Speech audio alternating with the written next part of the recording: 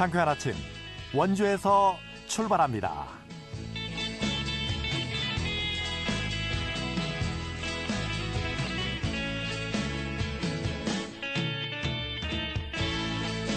안녕하십니까. 2월 26일 월요일 아침에 인사드립니다. KBS 원주방송국 상쾌한 아침 원주에서 출발합니다. 아나운서 유지철입니다. 강원특별자치도 내 자영업자 상위 0.1%의 소득이 서울시의 절반에 미치지 못하는 것으로 나타났습니다. 사업소득은요, 사업을 하면서 벌어들인 총 수익 금액에서 인건비와 재료비 등 필요 경비를 차감한 소득으로 소상공인 등의 자영업자가 주로 신고를 하게 되는데요. 더불어민주당 양경숙 의원이 국세청으로부터 받은 자료에 따르면요, 강원도 내 소득 상위 0.1%에 해당하는 178명의 평균 소득은 11억 6,087만 원으로 전국 1위인 서울의 평균 소득인 26억 5,275만 원과 비교해서 두세 배가량 차이가 났습니다. 임금 근로자의 평균 급여도 강원도의 경우 아주 낮았는데요. 특히 강원도 고성군은요, 경제활동이 가장 활발한 30, 40대 근로자의 임금 평균이 전국에서 가장 낮은 것으로 나타났습니다. 도내 자영업자와 임금 근로자들의 소득을 향상시키기 위해서 내수를 활성화하고 경기를 진작시키는 등의 특단의 방안 마련이 시급해 보이는군요. 2월 26일 월요일 상쾌한 아침 원주에서 출발합니다.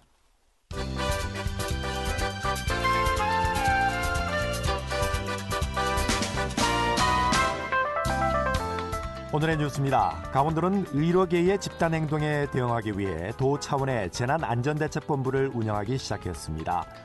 강원도 재난안전대책본부는 김진태 도지사를 본부장으로 도청 재난부서와 강원도 소방본부, 강원경찰청 등 유관기관 직원 20여 명으로 구성됐습니다. 강원도 재난안전대책본부는 의료계 동향 파악과 긴급 환자 이송 지원을 담당합니다. 이번 조치는 정부의 보건의료 재난경보가 최고 단계인 심각으로 격상된 데 따른 것인데요. 강원도 재난안전대책본부는 심각 단계가 해제될 때까지 24시간 운영될 예정입니다. 3년 전에 원주에서 레미콘 회사의 출입구를 막는 등 업무 방해 혐의로 기소된 전국 민주노동조합 총연맹 강원건설기계지부 레미콘 지회 조합원 67명이 1심 재판에서 전원 유죄 판결을 받았습니다.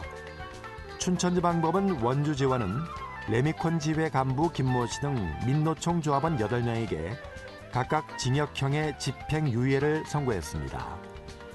또 나머지 조합원 59명에게는 각각 100만 원에서 700만 원의 벌금형을 선고했습니다.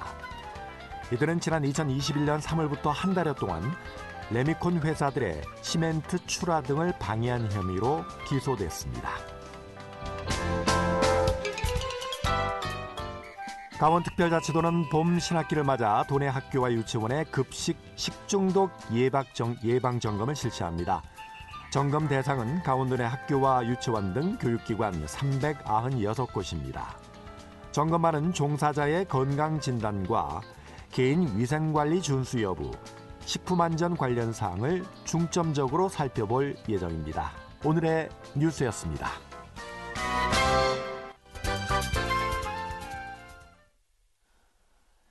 (8시 34분) 지나고 있습니다.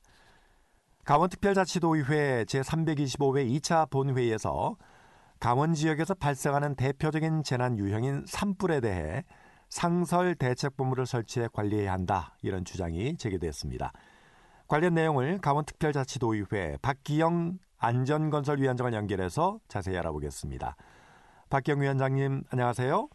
네, 안녕하세요. 반갑습니다. 네, 행정안전부가 공표하는 6개 분야 지역 안전지수 자료에서요, 이 강원특별자치도의 안전등급이 광역지자체 중에 최하위 수준에 머물러 있다고요?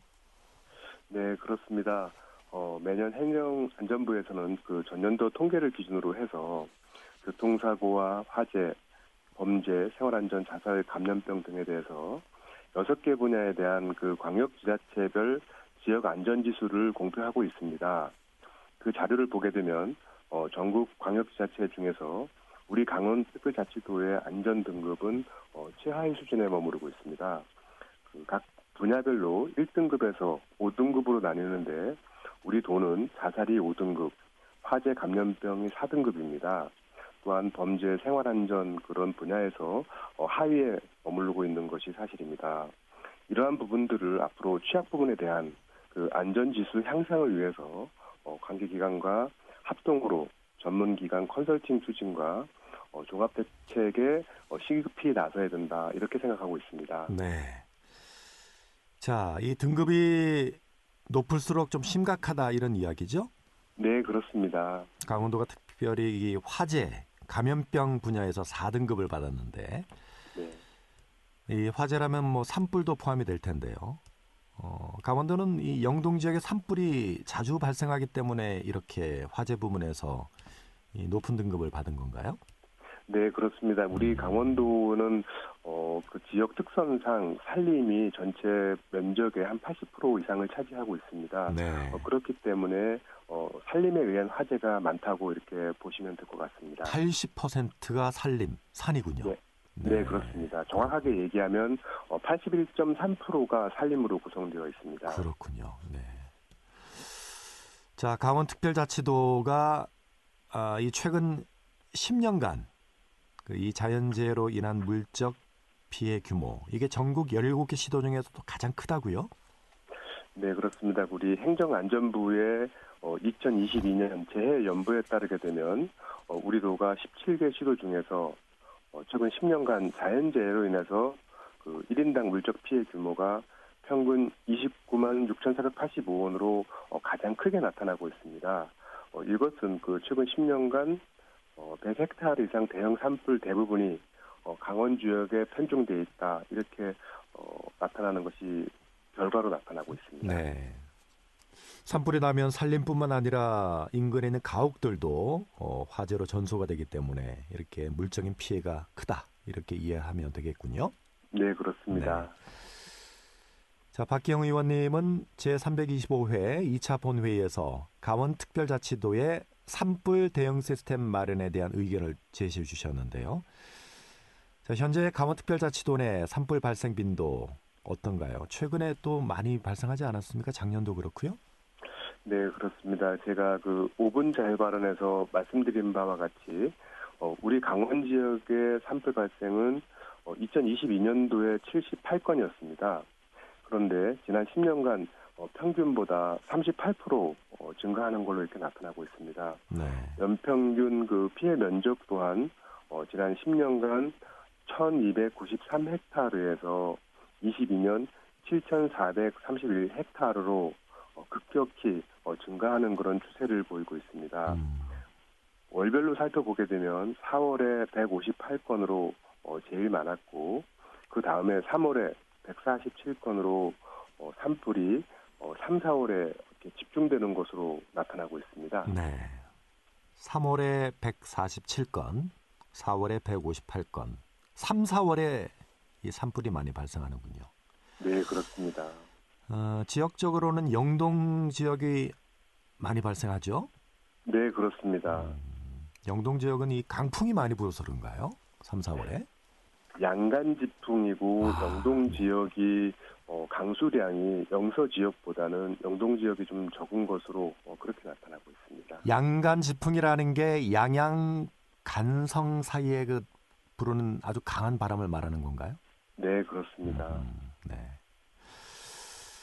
자, 최근에 강원 지역의 산불의 건수가 증가하고 있고 피해 면적이 넓어진 이유 조금 더 전문적으로 좀 분석을 해볼까요?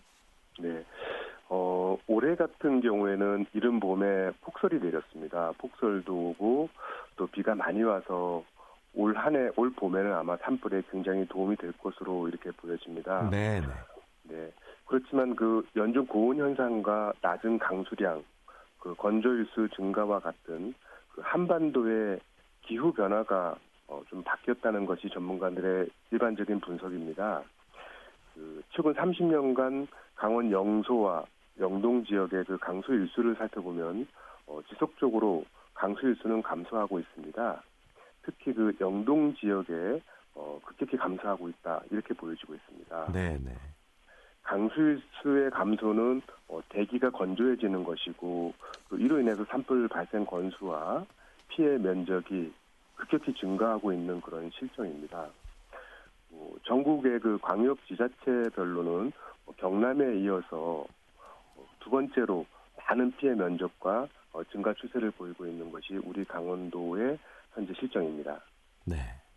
올해는 다행히 그 눈비가 많이 내려서 산불이 좀 뜸하지 않을까 이렇게 예상도 해보는데요. 제가 얼마 전에 치악산을 가보니까 와 계곡물이 엄청나게 많더라고요. 여름인 줄 알았어요. 네, 정말 봄철에 이렇게 눈이 오고 비가 많이 와서 네. 정말 다행이라고 생각합니다. 이것이 네.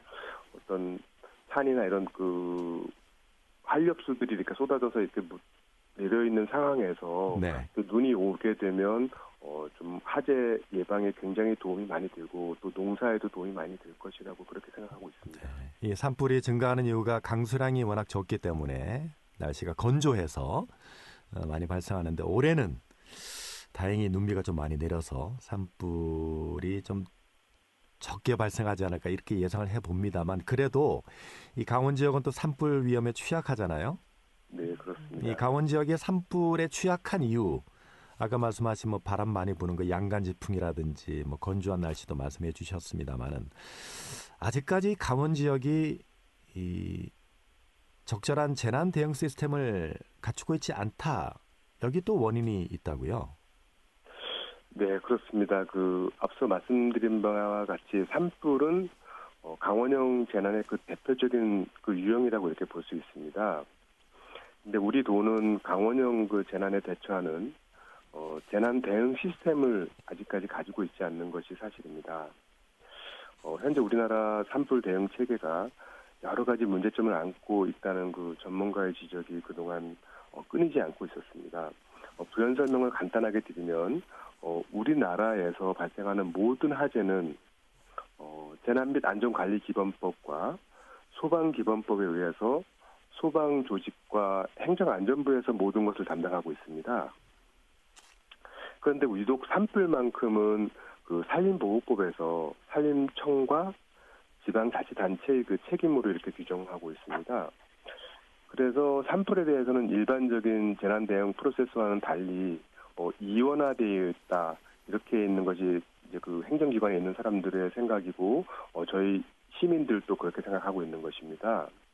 그래서 저는 그 강원형 재난의 대표 사례인 산불에 대해서는 독자적인 그런 재난 대응 시스템이 꼭 필요하다고 이렇게 생각하고 있습니다. 네. 제가 얼마 전에 그 북부지방산림청장님을 만나서 이야기를 좀 하는 과정에서 산불이 나면 보통 이제 119에서도 막 출동을 하잖아요.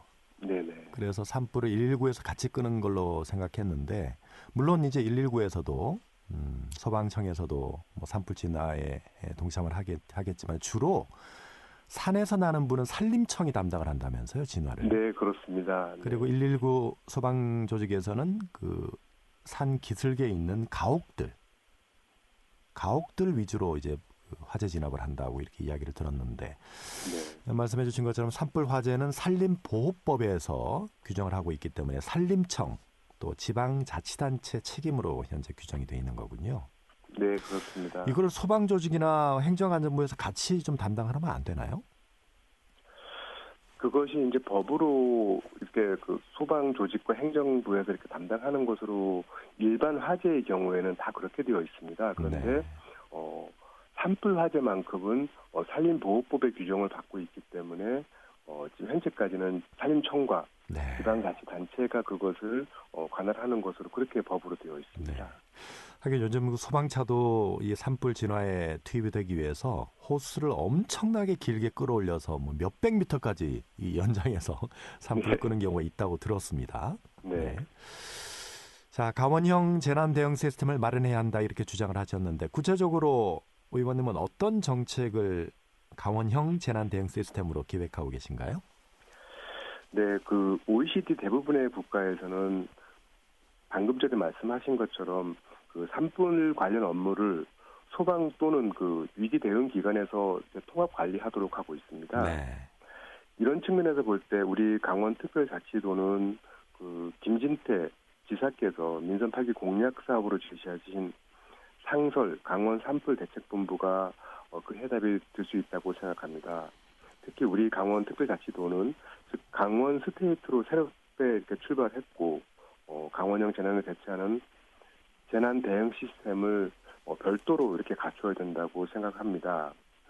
강원 산불과 관련해서는 효율적인 재난 대응 체계와 또 일원화하기 위해서는 그 선진국 사례에 대한 벤치마킹과 연구 용역 발주를 이렇게 제안했습니다. 네. 강원도에서 산불이 워낙 많이 발생하기 때문에 이 산불에 대응하기 위해서 강원도만의 독자적인 재난 대응 시스템을 갖춰야 된다. 그래서 네, 강원 산불 방지 대책본부를 세워야 된다. 본부장은 그럼 도지사가 맡게 되는 건가요? 네, 그렇습니다. 예. 본부장이 도지사시고 그럼 그 밑에 하부 조직은 어떻게 되는 건가요? 만약에 갖춰지게 된다면? 그 우리 강원도에는 그 산불을 관장하는 산림국과 또 이런 재난과 소방을 그 관리하는 재난안전본부가 이렇게 있습니다. 이렇게 두 개 부서에서 소방부서와 따로따로 이렇게 관리할 것이 아니라 재난부서와 산림부서를 그 합친 그런 컨트롤 타워가 필요하다고 생각합니다. 네, 그렇군요. 이 산림국과 재난안전본부가 함께 산불에 대응하기 위해서 함께 힘을 합친다.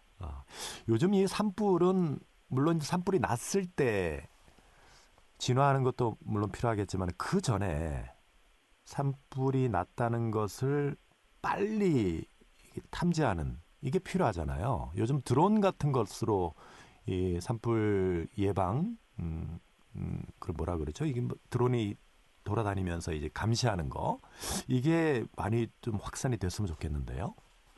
그 미국의 캘리포니아 주 같은 경우에는요. 네.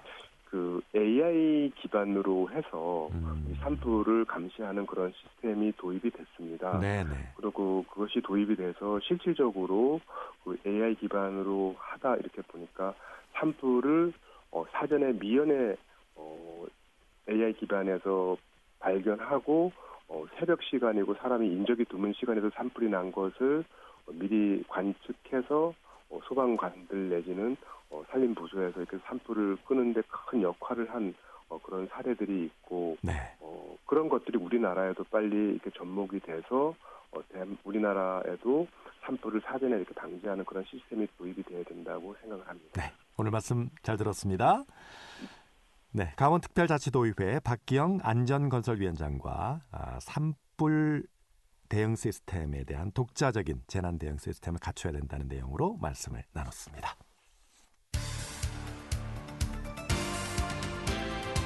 알찬 정보, 생생한 현장의 소식을 전해드립니다. 리포터 현장.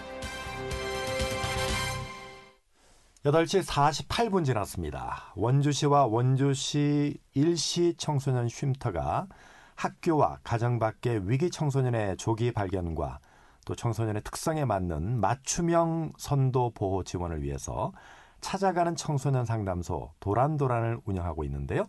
자세한 소식을 박다현 리포터가 취재했습니다. 어서 오세요. 네, 안녕하세요. 도란도란 청소년 상담소, 이게 어떤 상담소인지 소개해 주실까요? 네, 매년 학교를 떠나는 청소년이 전국에 5만 명 정도 되는데요. 가정 밖 청소년은 30만 명으로 추산하고 있습니다. 가정 밖 청소년이란 가정 내 갈등과 학대, 또 폭력, 방임, 가정해체, 가출 등의 사유로 보호자로부터 이탈된 청소년으로서 사회적 보호와 지원이 필요한 청소년을 의미하는데요. 이 청소년 쉼터는 이런 가정 밖 청소년들을 가정 대신 안전하게 보호해 상담과 학업, 의료, 자립 등을 지원하는 시설로 전국에 137개소가 운영되고 있습니다. 원주시에는 남녀 모두 이용이 가능하고 최대 7일 동안 보호받을 수 있는 원주시 일시 청소년 쉼터와 3개월에서 최대 9개월까지 지낼 수 있는 원주시 여자 단기 청소년 쉼터가 있는데요. 자세한 내용 원주시 일시 청소년 쉼터 이미남 소장 이야기 들어보겠습니다. 이제 여성가족부에서 2021년 처음으로 위기 청소년에 대해서 생활 실태 조사를 진행을 한 적이 있습니다. 그래서 그 결과를 보면 위기 청소년의 1년간 가출 경험이 23%로 일반 청소년과 비교해서 9배가 높게 나타났거든요. 원주시 시청소년 쉼터가 2020년 7월 1일에 문을 열어서 이제 4년을 향해 달려가고 있습니다. 청소년 쉼터를 찾아오는 청소년들이 매년 증가를 하고 있어요. 그래서 21년에는 68명에 불과했었는데 22년에는 106명, 2023년에는 134명의 청소년들이 다 다녀갔습니다. 단순 이용하는 청소년들도 증가하는 것으로 보아서 위기 청소년들의 수는 나날이 늘고 있는 게 아닌가 분명한 것 같습니다. 도란도란 찾아가는 청소년 상담소는요, 청소년들을 아끼고 청소년들에게 관심이 많은 청소년 기관 단체들이 함께 활동을 하고 있습니다. 네, 도란도란 찾아가는 청소년 상담소 오는 12월까지 운영을 한다고요? 네, 맞습니다. 도란도란은 오는 12월까지 매월 셋째, 넷째 화요일 저녁 5시 원주 댄싱 공연장 젊음의 광장과 무실동 롯데시네마 인근에서 만날 수 있는데요. 원주시와 원주경찰서, 원주시 청소년 쉼터 등 10개의 기관과 단체에서 20여 명이 함께 참여해 거리 상담과 쉼터 홍보, 가출 예방 교육 등을 진행하고 있습니다. 또 찾아가는 청소년 상담을 위해서 강원도 일시 청소년 쉼터 45인승 버스에 휴게실과 프로그램실, 상담실, 물품 보관실 등을 설치해 운영하는데요. 버스 안에서는 선생님들과 고민거리나 자신의 이야기도 나눠볼 수 있고 보드게임을 비롯한 재밌는 게임, 또 간단한 간식도 받아볼 수 있습니다. 이 버스는 다음 달 셋째 주 화요일인 3월 19일 저녁 6시부터 9시까지 청소년들이 밀집되어 있는 무실동 거리에서 진행이 되는데요. 이어서 원주시 일시 청소년 쉼터에서 도움을 받았던 학생 이야기 들어보시죠. 저 엄마랑 조금 다투고 일이 좀 있었는데 그 일로 제가 신고를 하게 됐어요. 그래가지고 선생님들이 일단 임시보호가 필요하다 해가지고 여기로 오게 됐어요. 되게 친근하고 뭔가 정말 동네 주민들처럼 저를 되게 돌봐주셨어요. 그냥 엄마처럼 또는 선생님처럼 이런 식으로요. 처음에는 이제 들어가기 전까지는 아동 쉼터라는 거는 조금 나쁜 질의 애들이 집을 나와서 나쁜 생각으로 여기 사서는 대충 놀다 가는 곳이라고 생각을 했었어요. 근데 막상 들어와 보니까 그런 곳은 아니고 정말로 내가 너무 힘들고 지쳤을 때 와서 도움을 받을 수 있는 곳이라고 생각이 들었어요. 제가 원래 좀 요리 같은 거에 관심이 있었다가 좀 흥미가 떨어졌는데 선생님들께서 여기 프로그램 있으니까 한번 가서 해봐라 이러고 해가지고 해봤는데 정말 도움이 되고 재밌는 거예요. 그래서 제가 꿈을 거기로 정해져서 학교 과도 거기로 가게 됐어요. 네, 이렇게 주변에 어려움에 처한 청소년들이 있을 경우에 이 원주시 청소년 쉼터 기관 알려주면 참 좋겠네요. 네, 맞습니다. 네, 어려움에 처한 청소년들이 많이 있지만요. 어디에 도움을 청해야 할지 잘 모르는 경우가 있는데요. 주위에 도움이 필요해 보이는 청소년들을 보시면 청소년 쉼터나 청소년 상담 복지센터와 같은 믿을 수 있는 기관에 도움을 요청해 보시기 바랍니다. 네, 잘 들었습니다. 박다현 리포터였습니다. 네, 감사합니다.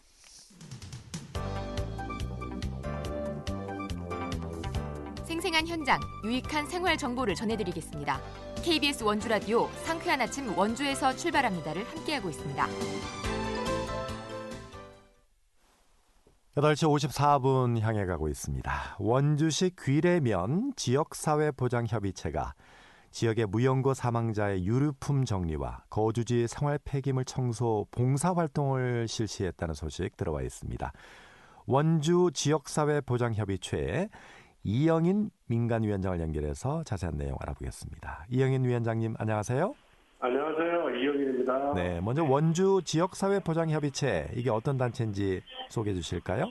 네, 민관이요. 같이 그 사각지대에 있는 분들을 모셔가지고 저희들이 봉사하고 있습니다. 아, 사각지대에 계신 분. 네. 아까 제가 네네. 처음에 무연고 사망자 유류품을 정리했다니 말씀을 드렸는데, 네. 그러니까 연고가 없으신 분이 사망하게 되면 이 유류품을 사실 정리를 할 사람이 없잖아요.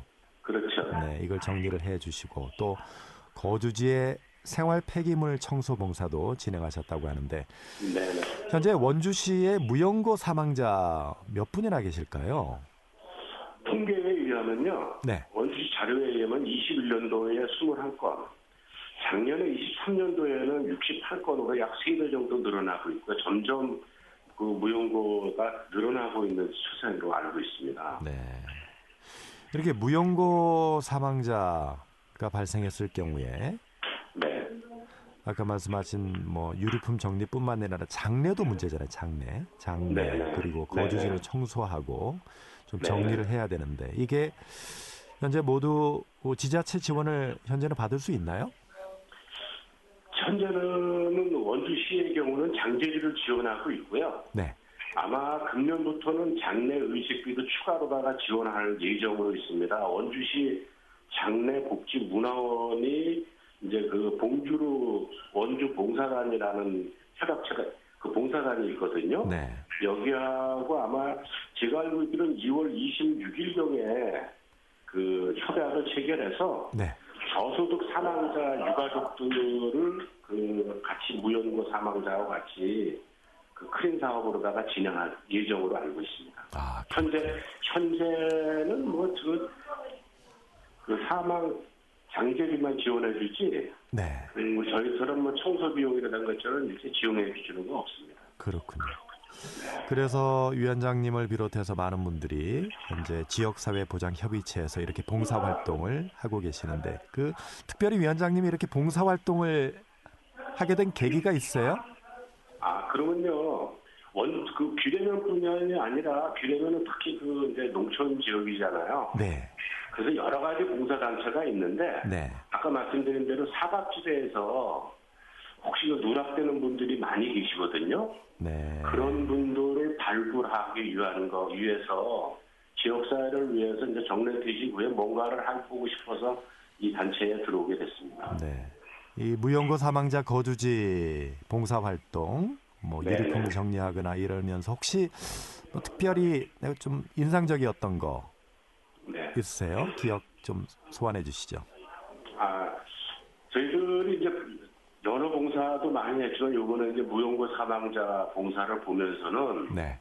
가족의 중요성, 이제 우리 봉사단 전원이 하시는 말씀들이 가족의 중요성이라든가 또 그다음에 이분이 100세에 돌아가셨거든요. 네, 네.